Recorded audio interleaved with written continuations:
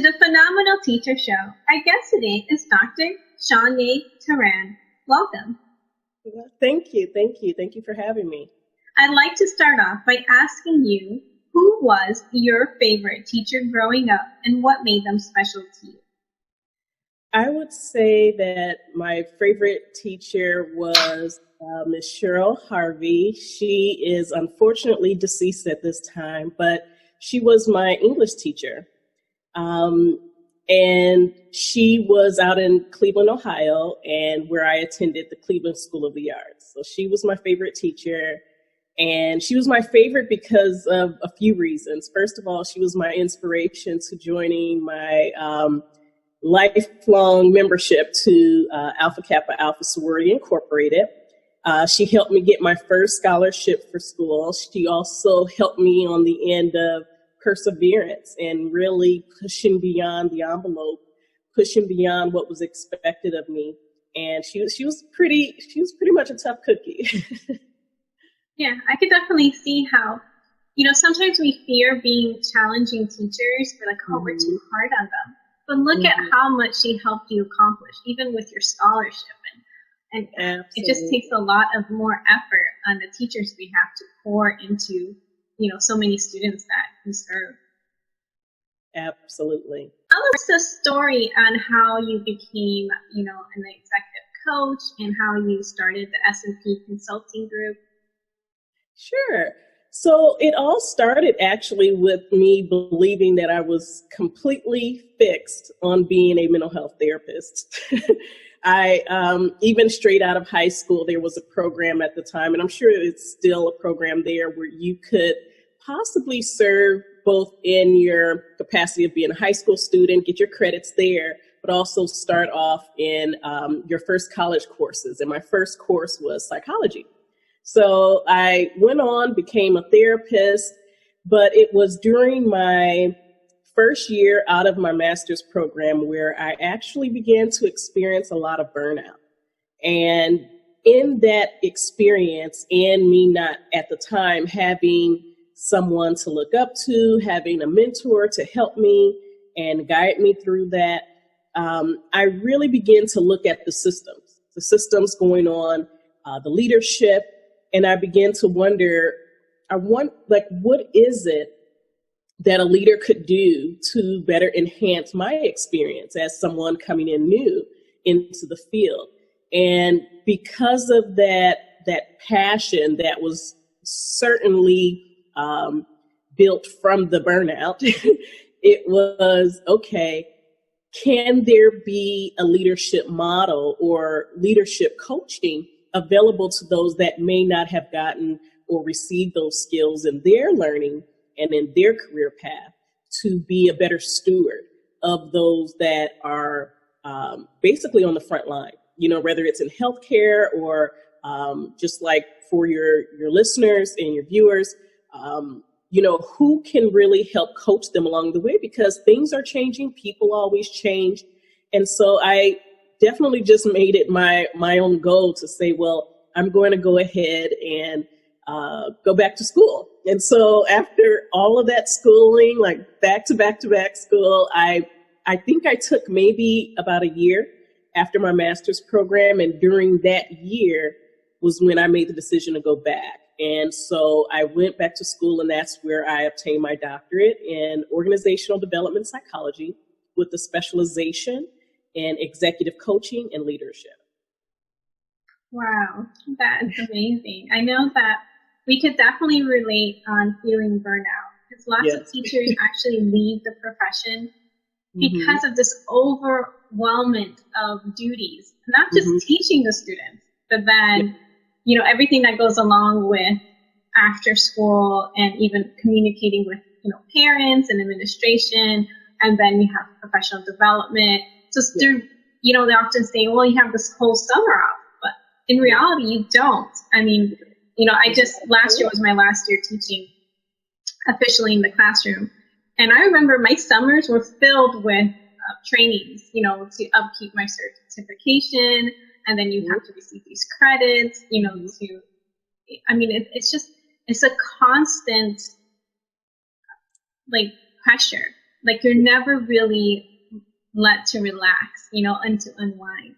So I definitely see how we could probably lead right into maybe some of the ways that a teacher could alleviate some of these burnout struggles that they could be facing. Absolutely. I think that one of the first things that you can do as a teacher, as a professor, regardless of the level of education that you're in, is take the moment to do a self-check. I always tell people to do a self-check because we are, even as teachers, you're natural givers, you're natural helpers. You spend a lot of time helping people. You spend a lot of time really diving into the needs of others. And unfortunately, that can lead you to sort of disconnect from your own needs.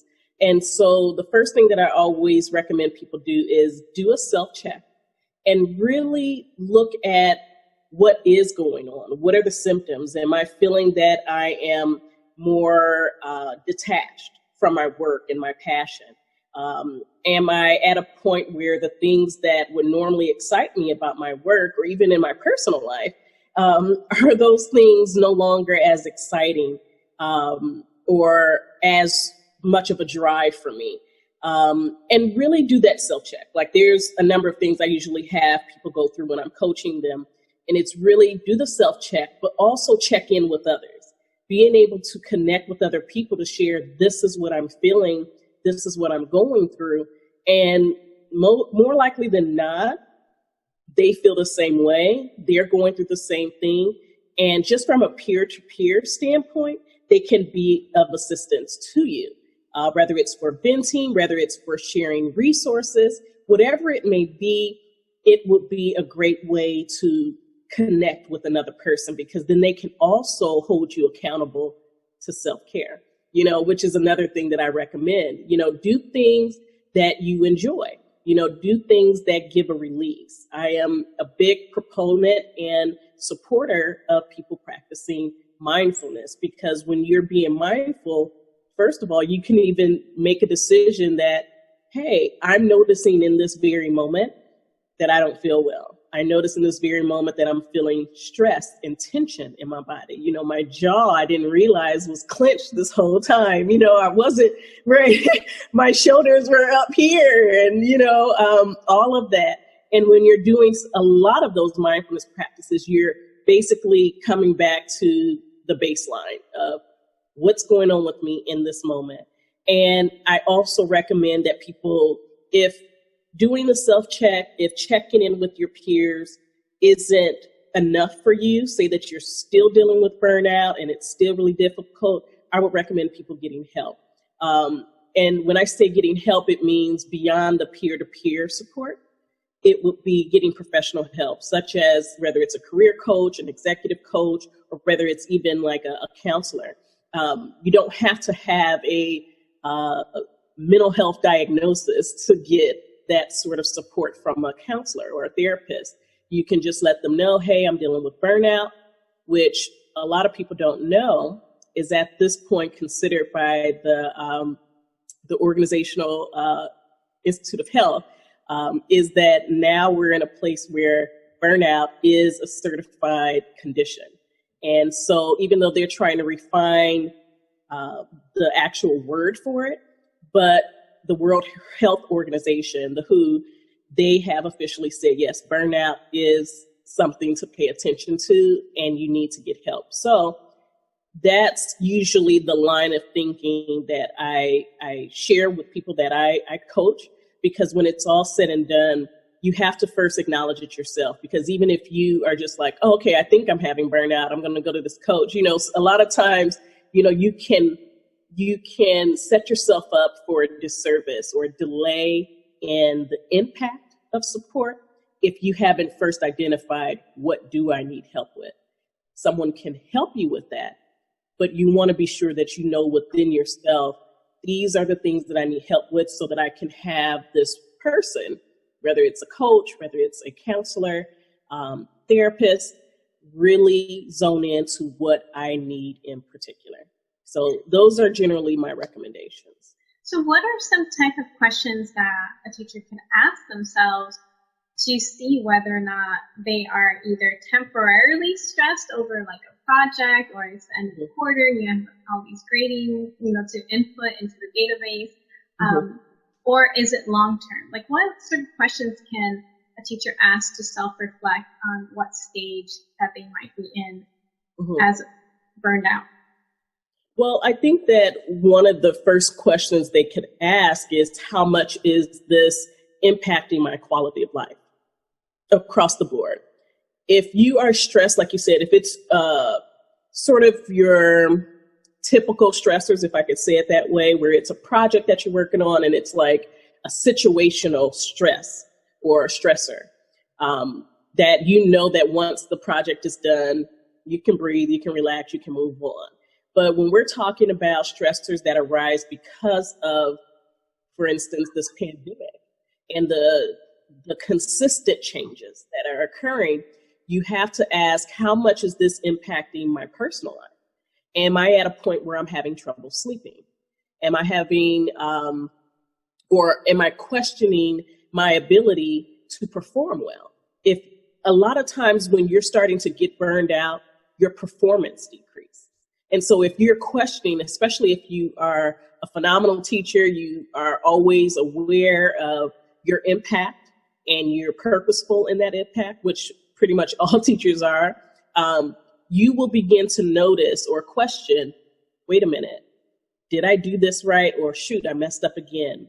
Or even, shoot, I forgot this again. You're noticing this repetitive decrease, like a steady decline in your performance, a steady decline in your memory, and even those critical thinking faculties is a lot of times impacted when there is chronic stress. You begin to have trouble with your higher level critical thinking abilities. And so you want to begin to say, wait a minute, this used to be easy for me. This used to not take as much time. And now I'm finding myself, for example, taking 3 hours to do a task that normally only took me 1 hour. My thoughts are like sort of fleeting and I can't really keep up with what I'm normally able to keep up. Those are some of those things. Even like I said earlier, where you are losing basically the passion for what you're doing. And it's not normal for you. So if someone got into teaching, which again, very few do just get into teaching because, it's like this high paying job and they just go into it for the money. So usually there's a passion that's driving you being in that role as a teacher. But when you notice that you no longer care, you're having more instances where it's like, let me just get this done. I don't even care what this is about. That's something you want to ask yourself. Am I still as into it and passionate about it as I used to be? Those are some of the things that are very typical with burnout. You disconnect, your performance begins to decline, your memory declines. You are, in some ways, you can even ask, am I now jaded? Am I feeling very cynical about my impact? That's something else with burnout.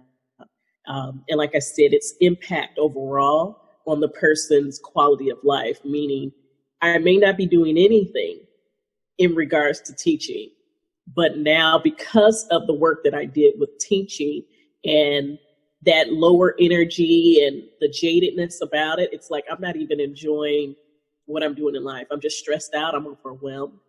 And everyone knows their own self-defined sort of gauge for when it's, yes, I'm stressed, or, okay, this is getting intense, or the next level where it's like, oh my goodness, I'm feeling overwhelmed. And usually those feelings of overwhelmed means you're into that zone of burnout. So once you realize that you might be in a stage that it is chronic, it is not a one-time event, or that might happen due to, there's different parts of the school year that we always know that's going to be very stressful for us. But if it's a continuation of, seeing these symptoms like your memory decline and seeing, symptoms of, maybe your sleeping habits have been affected, and your overall well-being is altered right now. It's detrimental to the point. So what would a teacher do at that stage if, from peer to peer, she saw counseling from her colleagues and, possibly even the counselor on staff, because there's usually school counselors that deal with student misbehavior or, problems like that. And what if she's not in a state where she could afford, like hiring on like a professional coach? Is there anything else that she could do for herself in order to realign to her natural state of well-being? Sure. Well, first off, I like to say that a lot of people in that teaching profession, you should have some level of support financially for counseling, whether it's through your insurance or otherwise. And so a lot of times you could first start off by, if you're saying what I didn't work and I do want to go that route, and this will be before you're at the route of, okay, I don't have any choice to go get professional help. But you can check in through your insurance carrier who you could be able to hire based on their coverage. That's one thing. And I also know that if some people usually charge like out of pocket, they may also offer super billing. And super billing is basically where you can have sort of like a reimbursement form created by your therapist or your counselor or your coach to then have it reimbursed, like on the back end. You will pay up front and then get reimbursed. But if you're just like, actually, I want to go the other route, I want to first see what I can do on my own. The biggest thing that I've noticed to be very impactful on your own is to start to pick up mindfulness practices. And that's going to be more on a consistent basis. So for instance, if you are already feeling, which a lot of times is the case once you have reached that point of the chronic stress, that you're starting to feel it physiologically. So that may be where you're like feeling body aches, you may be having headaches, you may, for some, they just start noticing that regular things that go on with their body are a bit off. And that's even especially different for females versus male, things that may be off reproductively. But in that instance, if you're feeling it in your body, you're feeling aches and pains that isn't otherwise explained by any other medical condition, you'd want to, for instance, do the body scan. Body scanning through the mindfulness practice is basically where you're sitting in a relaxed position or laying down. I usually do that practice for myself, laying down, whether it's on the floor or the bed. If you're on the floor, have like a pillow of some sort. You can even do like a yoga block, put it behind your head to keep your head sort of off the floor. And you basically do the body scan, and it's really being mindful from your toes all the way to your head of where is the stress presenting. And you're doing a lot of deep breathing. And by doing that, you are also gaining more mental control over the body pain. So there is mindfulness for pain.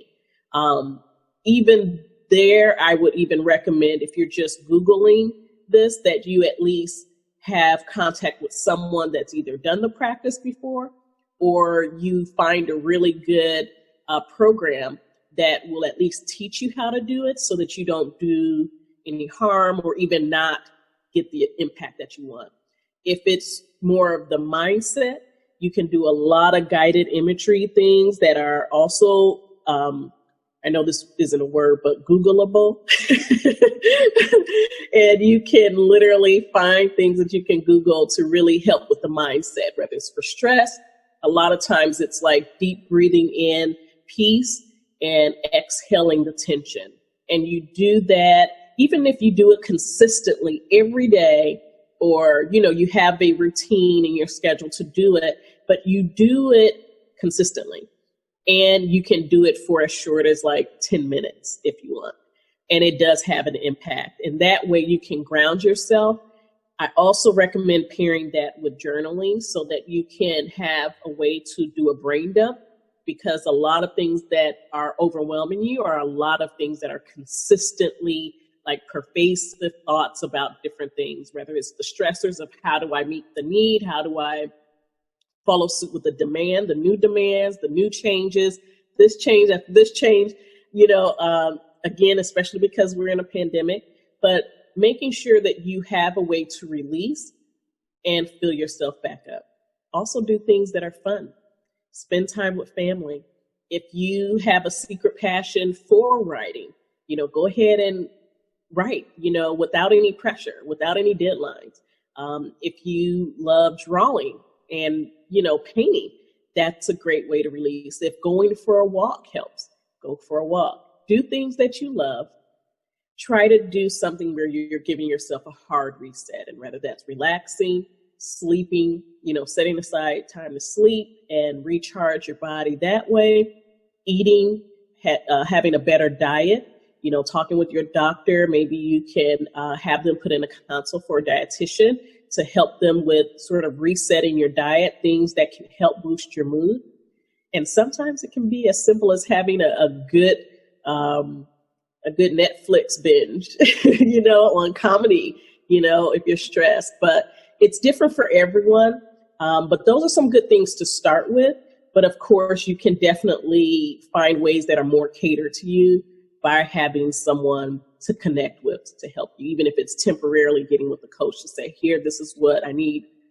What is like my specific package that I need for me based on my personality, what I'm going through, and my stressors.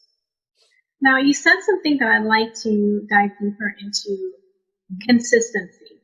Now, we might do the body scan one time. Well, that didn't work. And then I'm not doing that again.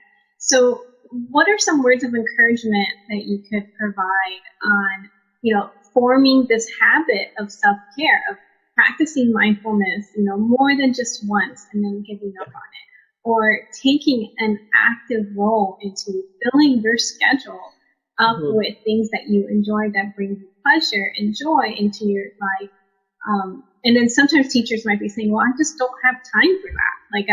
By the time I get home, for instance, when I was teaching, I taught from 7 o'clock in the morning. I opened my classroom doors at 7 in the morning, sometimes until 7 p.m. at night when I closed the doors. And then I was finally, at home, because I didn't want to bring all of my schoolwork at home. So I was like, well, either I'm going to finish it here, I'm going to stay as long as it takes, and I'm going to get it done here.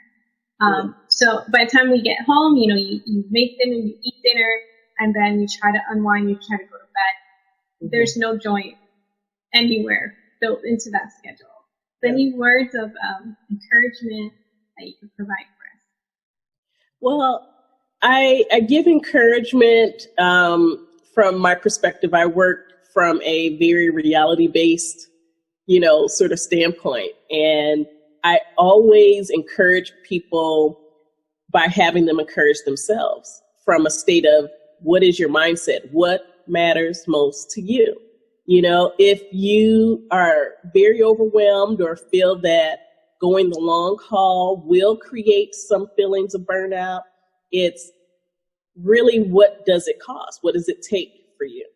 What is your motivation? If you are saying, well, I'm just going to be burned out and that's it, that's usually not people's response. People are just like, I'm sick of it. I'm really sick of this feeling. I can't go on like this. If this is the case, I'm going to have to change careers, but I don't think I'd want to do anything else. It's like, okay, well, what matters most to you? What matters most to you, you make time for it. And again, mindfulness practices, checking in with someone can literally be as little as 5 minutes. So look at, a lot of times I've been sort of highlighting how much time people spend on social media. When you're burned out, you are drawn to things that don't require much mental activity. And so a lot of times you end up on Facebook, You end up on TikTok. You end up on all these random places perusing things because it's mindless. It's things you don't have to think about. And it allows you, for some people, they feel that is the better thing. Like, at least I have a chance to not think about this stuff. Okay, but what if you purposely not thought about it, doing something that can actually help you in the long run? You know, I used to hate, and I don't say that often, I used to hate doing the Bodyscan. And now it's my favorite because I'm always thinking. So to lay there still for that period of time scanning, I'm just like, can we just get to our head already? Because it starts with your feet and go up to your head. So I'm one of those, I'm always thinking. There's always something to do. I have a 2-year-old. I have a medical condition. It's like it's always something. But I know that it also only takes 5 minutes of the time that I would have been laughing at something random on TikTok or Facebook to literally just quiet my mind. And the more that I was consistent with that, the more it helped. And it sort of snuck up on me. And what I mean by that is I was doing the practice and following because I had gotten certified in it. So you have to go through it in order to get certified. And so after a while, I noticed that middle of the day, random, something happened. I was stopping all the negative thoughts. And I just was like, okay, it is what it is. It's like I didn't allow the emotions of the stress or that fuel the stress to take charge. Mindfulness, literally, as you are persistent and regular with it, it does yield results. It yields your ability in any given moment to stop, think about what's going on, and make a better decision about how you're going to process it or allow it to take over. So you're basically getting, by doing these practices, 5 minutes, 10 minutes a day, even if it's not every day, you're taking control of your mind, which is the filter of emotions to thought to behavior. So really, as far as any motivation, it's what matters to you. That's what I always ask. And if you are having trouble because establishing a consistent practice in anything, and everybody knows this from their workout to their eating plans, that having a consistent schedule, having a consistent anything takes practice. So that's even where you have to give yourself grace. Give yourself grace and know that the patterns and the muscle memory will be built. So that's what I usually tell people. Just identify what matters most to you, and you'll begin to see that 5 minutes, 10 minutes here is worth the time. So as we come to a conclusion of our conversation today, what is one thing that a teacher can do in order to feel better today? I would say, remember why you went into teaching and marinate in that thought. Take time to think about what inspired you, how it all started to this road, and all those other times that you felt fulfilled, all those other times that you felt at peace. Those feelings alone can, in some ways, trick your brain to believe that in that very moment, you feel that way as well. So marinate on the good stuff, ignore all of the negative thoughts, especially if they don't require an action. And you'll feel just as you did, just as passionate, just as at peace if you take that time to just wallow in the good. Well, I have really enjoyed this conversation with you. And how could our phenomenal teachers find out more about working with you? Sure. It's very simple. You can definitely just send a note through my Get Connected page on my website. And that is at www.officialspconsultinggroup.com. And there are 2 G's between the consulting and the group. So www.officialspconsultinggroup.com. Well, thank you again for joining us on the Phenomenal Teacher Show. Thank you for having me.